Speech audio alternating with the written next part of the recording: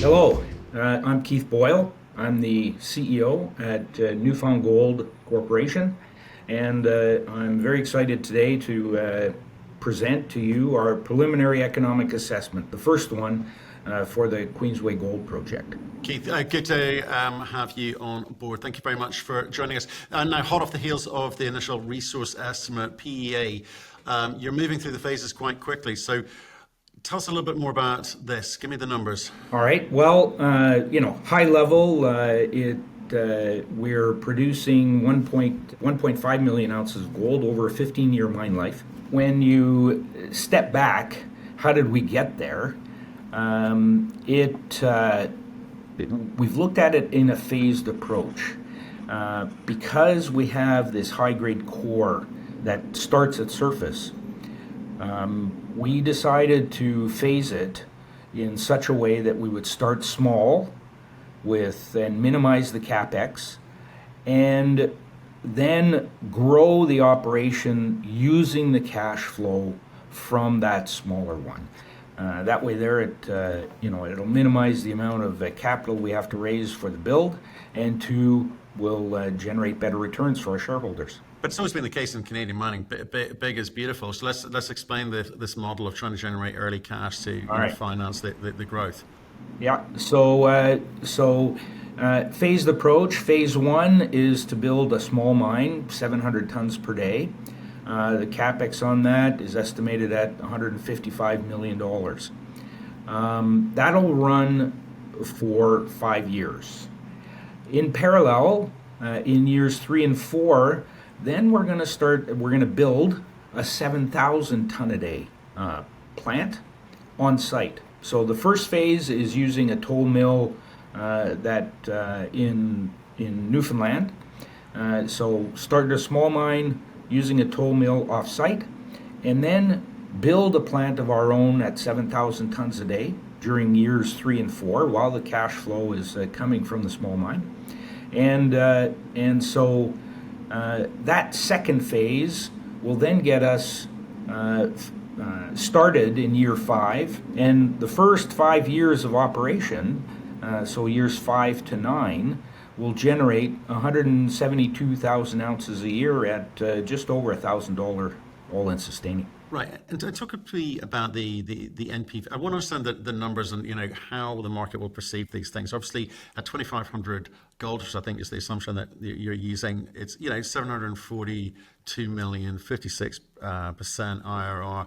It sounds attractive, but given this kind of starter approach, this staged approach, what comfort have you got that you're going to be able to hit the numbers that you're talking about, and what's it going to do for you if you don't? So I guess the best way to put it is that we looked at this scoping level study, and in working with the engineers, what the best way to put it, I would say, is conservatively, simply because it is a scoping level study. And we sacrificed NPV for IRR. In other words, in phasing the approach, we really pushed out that big production number because the capital cost of the small starter is much more attractive to us and much better fit for our shareholders. Yeah, and I guess, of course, at 3,300 or whatever it is today, the numbers do improve. You talk about getting up to nearly 1.5 billion. Those are the sorts of numbers that are attractive to institutional investors. You've been on a roadshow. You raised a ton of money recently. What are they expecting to see from you? And and how do you kind of pitch this to them? This less efficient starter package? Well, as I said, our objective was to get to cash flow as soon as we could. So with the money we've raised, we're putting everything in place with that objective. And the objective to get to cash flow as soon as we can, we're looking at basically permitting next year, so submitting our application at the beginning of the year and having our permits by the end of the year, so that we're in construction in early 27. That's our objective, And so we would, we may be in a position towards, I would say, end of third quarter of next year to even start some early works. And that, to me, that's the most efficient use of the money we've raised so far, is let's get to cash flow and use the cash flow to build a fantastic operation that, we have, as part of this MRE, we converted a very high percentage of the resource. And so by doing that, and it really shows the robustness of the resource that we do have. And then so on the second point is that to look at the larger operation right away,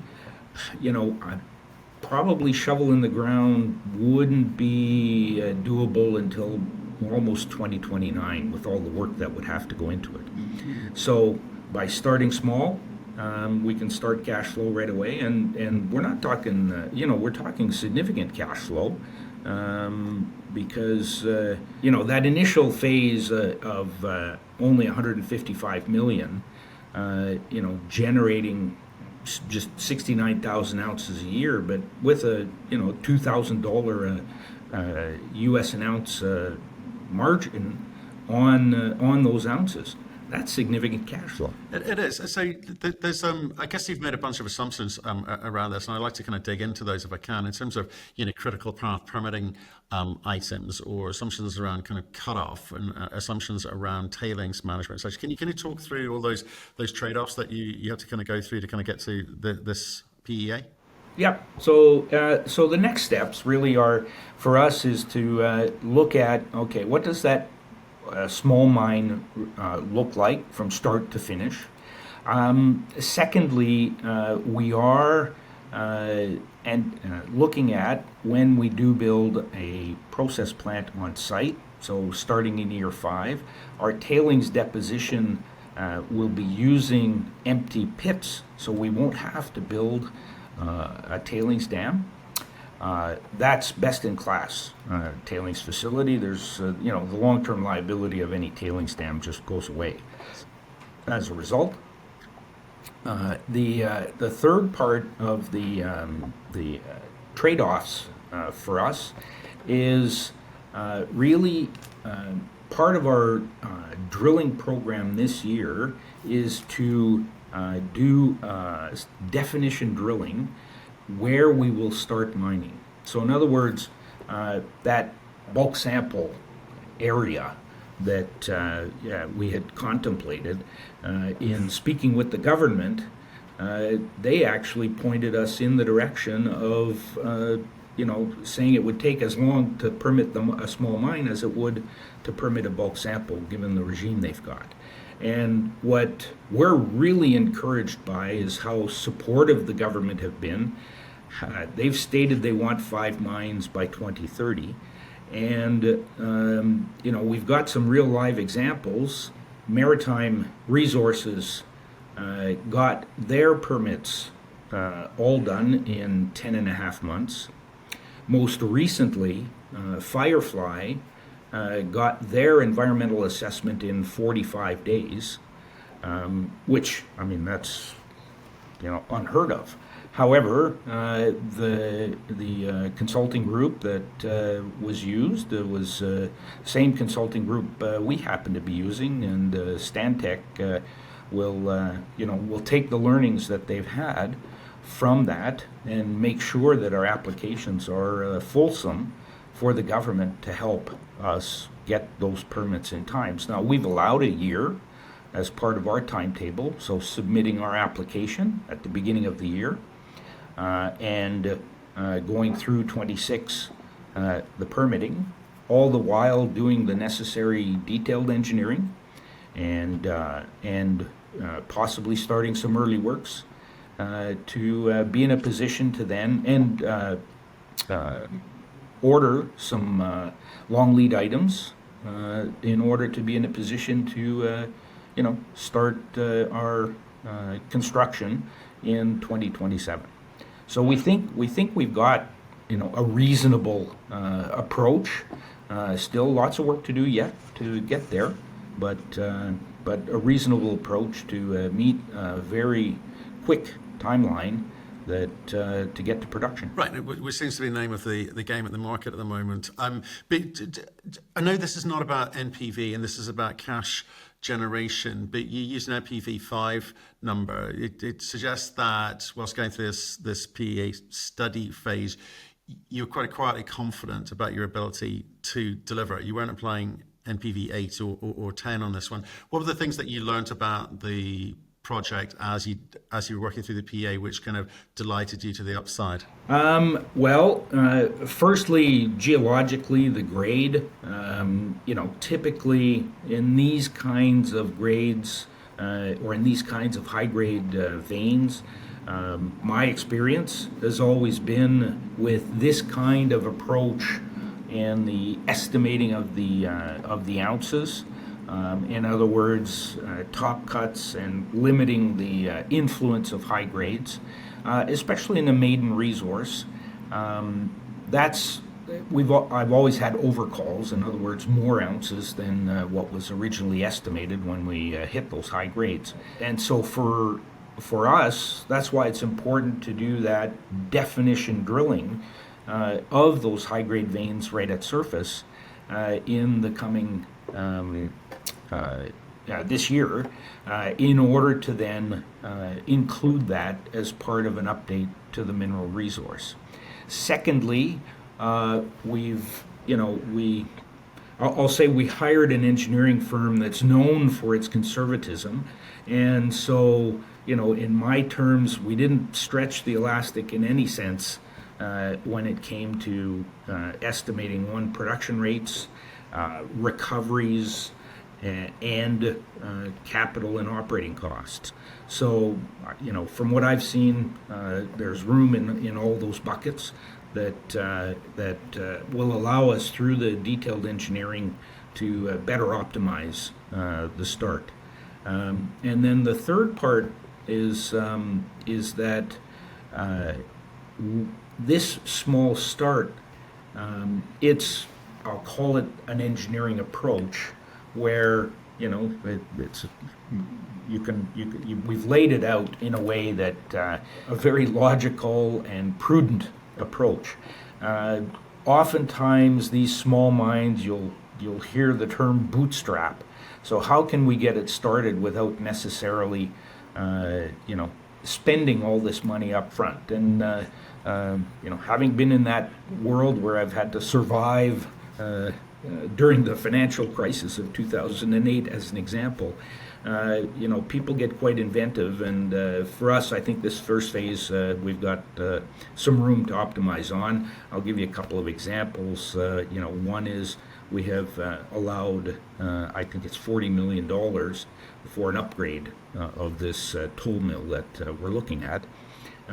But really, probably much smaller number to get it started, so it may not start at the full rate, but then we can build the full rate over the few months, or contract mining to get started. We have a full fleet in this capital that we've got outlined, so perhaps we start with contract mining and don't have to raise quite as much. So these kind of optimizations give me the comfort that we've got room to maneuver and see how we can do better than what we've got in the PEA. Okay, so contingencies in place and no over-engineering of this for sure. But let me ask the flip side of that question that I asked earlier, which is, what are the things that you've got your eye on? You say to the team, look, we need to stay on top of that. Those are potential problems down the line if we're not careful. You've done this before multiple times, so can you give us a sense of what instructions you've given to the team to make sure things don't fall over? I've more or less laid it out, but the first instruction was we're going to drill off the high-grade veins at 5-meter centers so that we have all the data required to do a proper evaluation of the high-grade veins and know what the statistics should be so that we can, further extend it through the entire deposit. Second is the permitting. We want to make sure we've covered all bases, especially in the baseline data work, so that we'll have everything we need when we submit our application, that there aren't any holes in it. And so Jared, our Vice President of Sustainability, and Stantec have been working hand in hand to make sure that we have all the information, especially with what Stantec has learned on the permitting of Firefly and being so successful with that. So that's the second one, and then with Rob on the mine and the design, it's we've got an overall plan now. How do we make it better? By one, bootstrapping the start, and two, really understanding what we want as phase two. Right. I want to come back to the kind of phased approach. Okay, years 1 through 4, and then years 5 through 9, etc. You talk about in the kind of first phase, you're not going to really start the build out until years 3 and 4. Is that just explain why? Obviously, you're building up cash reserves, but is it also partly say, well, let's see if we can mine this the way that we think we can mine this? Is it what's happening during the years 1 through 4? No, so during years 1 through 4, so basically the small mine is about a 6-month build, and so in the first year we'll be producing for the second half of that year. However, we'll then have to apply for our permits in that first year for the expansion, and we've basically allowed for 18 months to 2 years to permit the larger operation.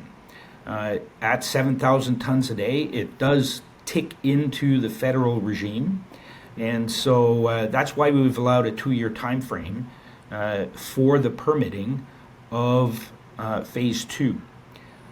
Having said that, there have been horror stories of the feds taking much longer than that.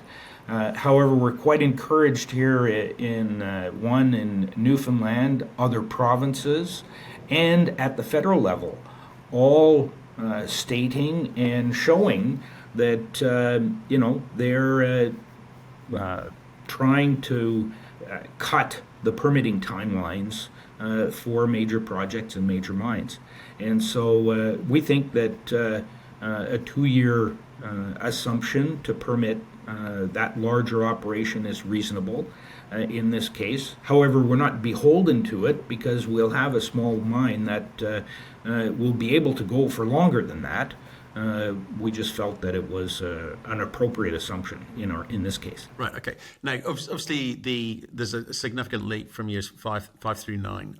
It leaks by another 103 million ounces, up to 172,000 ounces a year. It puts you in good company for sure, but a fair bit of OPEX required for that kind of increase from 700 through to 7,000 tons per day.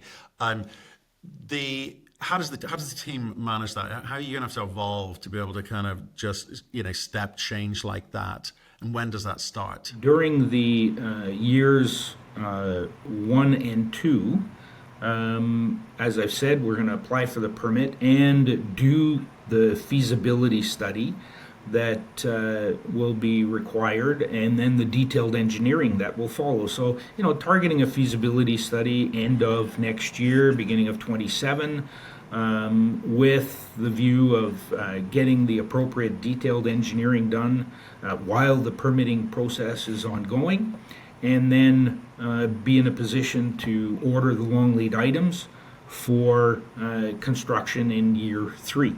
And I think it's a fairly smooth transition once you're up and running with the small one. That in parallel, there's a group that stays focused on the construction while the operating people look after the operation. Post that, we've got our third phase, which is the underground. And once the large plant is running in year 5, then we'll look to develop the underground. And during the 4 years, that'll allow us to do the appropriate definition drilling for the underground and appropriate engineering to define what it is we're going to mine. Right, and obviously you've obviously been through the figures here. It's a PEA. People go plus or minus 30% typically on these things.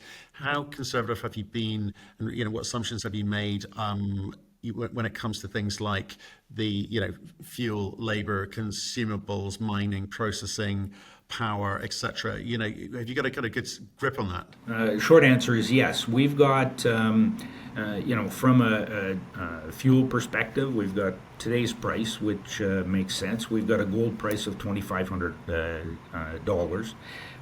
As far as operating, we're using, today's rates for people, for consumables. We've got really from the ground up, the operating cost in the open pit has been done from the ground up.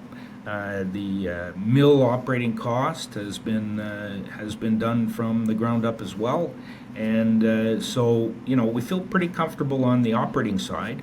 The capital side has been more of a benchmark study, factored study. And when you look at some of the factors, I'll give you a couple of data points. We've got the indirects sitting at about 35%, and contingency sitting at about 25%. And when you look at, I'm going to say the last maybe 10 PEAs that have been put out, those percentages are like in the 90th percentile of conservatism. So again, we didn't, like I said, stretch the elastic too much on that. We didn't stretch it at all. In fact, the group we worked with, just wanted to make sure that the numbers they put forward were doable. Right. And how much of the initial capex was for infrastructure? Because you've talked to me in the past about I can pick up my Starbucks on my way to the office and it's still warm by the time I get there. So you're obviously where you want to be, near the town of Gander. But are you having to pick up anything later for the kind of upscaled version, the phase 2, or is that all factored in? So in phase 1. There's a few things we have to do. I mean, we've got to build, some shops on site. We've got to bring some mine equipment in. The mine equipment's the biggest chunk, but we've also got some and fuel bay and those sort of items. We've also got to reroute power line. There's a power line goes right over top of our operation, over the open pits. The planned open pits, and then we have to connect to the main highway. So there's and have power, and so there's a number of on-site and off-site infrastructure that's required. And as I mentioned, we've allowed for about $40 million of upgrades to the custom mill that we're looking at. So again, being, I keep saying the word conservative, but I'll say fair in terms of putting out a number and then factoring additional items. In the expansion of the 7,000 ton a day plant, we've allowed for things like a 200-person camp to house the people that would be brought in from the outside to build that plant, the specialized people. Usually there's about 300 people that you add over and above the job, the long-term jobs that you create when you're building a mill like that. And so we've allowed for basically 2/3 of those additional skills to be from the outside. When you look at where we are, an hour drive away from the project site, it's a community, a larger number of communities that total about 40,000 population. So we think that given that size of population, knowing that many workers that have the skills we would be looking for fly in and out to the various operations in Canada, the mining operations out in Fort McMurray, up in Nunavut, Detour Lake, those sort of operations, we know that, we believe strongly that we'll be able to recruit them locally. Okay, understandable. We haven't talked much about MET work. With that, obviously, given the nature of what you're seeing here, I appreciate you've got experience of these sorts of systems in the past, but the MET work done today and the, I guess, ongoing evaluation of how you process. And Yep. obviously, given the route that you're choosing as potentially as well, payables at the other end, because that's the rest where the money spits out. Can you just talk through again some of the assumptions around what you expect to see in terms of those ebbs and flows? Yeah. So the metallurgical work that's been done to date really has been in three phases. One and two grabbed samples from Keats, Iceberg, Golden Joint, and Lotto. And the focus was on grade bins. So different grades were tested to see what the recoveries were. And we saw that above 2 grams per ton, we got, well above 90%, so call it 92, which is what we've assumed here. But above 2 grams, we got 92 with just a simple crush grind, gravity, and leach. Once you got below 2, we did notice in the test work that the recoveries weren't as high, in particular in the leach. Still very good gravity, but in the leach wasn't as good, and that was just an indication that we had refractory material. So in phase 3, we did similar test work with the Keats West material that has more refractory or arsenopyrite refractory material.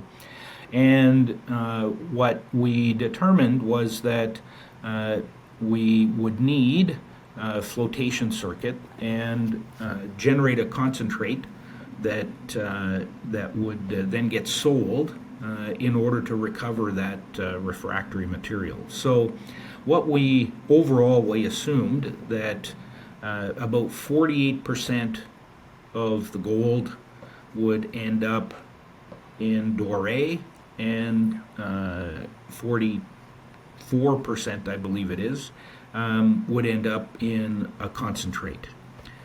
If you back up a little bit, you say to yourself, well, if 75% of the gold is in 25% of the tons, and that's above 2 grams, then again, the kind of recoveries we've assumed in our model would be conservative if we're saying that above 2 grams is a 92% recovery. So we've got more met work to do in order to really nail down this whole process, and so we're laying out a full met program that will be to feasibility standards, so that we can go straight to feasibility as the next step. Okay, understood. That'd be nice to see, actually, that level of detail. So obviously, moving forward, the market's going to have a look at this. Your message to them is quite simply what? Wait for us to generate some cash to self-fund a growth story. Right now we're doing the infill drilling. So we've published some results already, and we're quite encouraged that the infill drilling is confirming what the resource model is telling us, maybe a bit better. 2, we've got that definition drilling of the high-grade veins in order to better understand what's, how to estimate those high-grade intersections. We're doing excavations. So we did channel sampling of the excavation that was done at Iceberg, and those results will be coming out in the next months. We're excavating Lotto right now, which would be another one of the first pits that we would be mining, and we're planning to do channel sampling there right at surface. to demonstrate that the mineralization does come right to surface. So that's on the resource side. And as we just mentioned, the metallurgical work and the completion of our baseline work. So that's all project related. But let's not forget we've got basically 2 drills turning on targets that are afield that will, that are following up on some pretty great results up at Dropkick and Rab. And, our objective is, yes, there's that phase 2 that, shows that 172,000 ounces a year for 5 years. I want to start filling in that back end of that production profile to maintain that level of production going forward. Okay, well, that's an important point you make, and something I wanted to come to almost finish with, and I will come to that. Can it's just on the underground component, if I may, in terms of what you've done in the past and what you're seeing here. Are you going to be able to kind of lay out a kind of plan for how you kind of deal with that kind of mining dilution and recovery from the underground? And so, remind me when you said you think you'd be able to kind of talk to that a bit more. So, when we look at the underground, it's we're looking at developing it in year 5, and it'll go from years 6 to 10. It's a nice sweetener on top of the open pit. It was done, most of it's in the inferred category, more than half.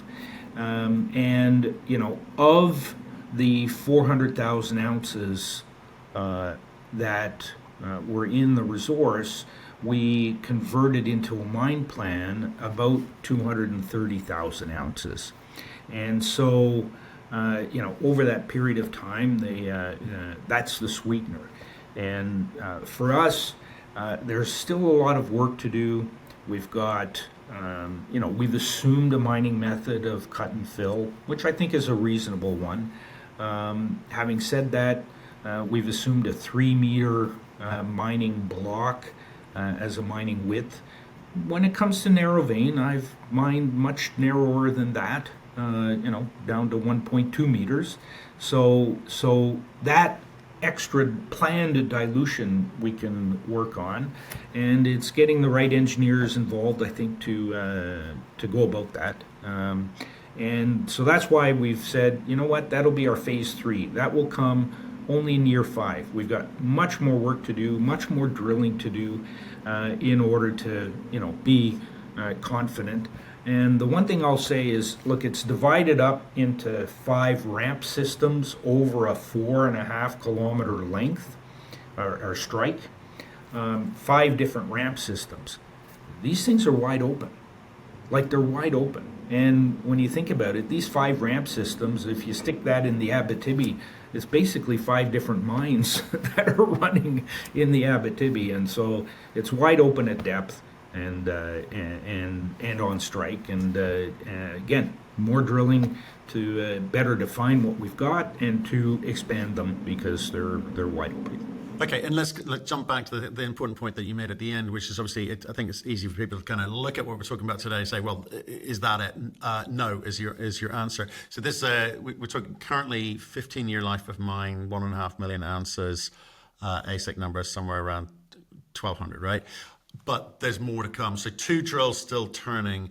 Can you talk about the type of targeting that you're doing?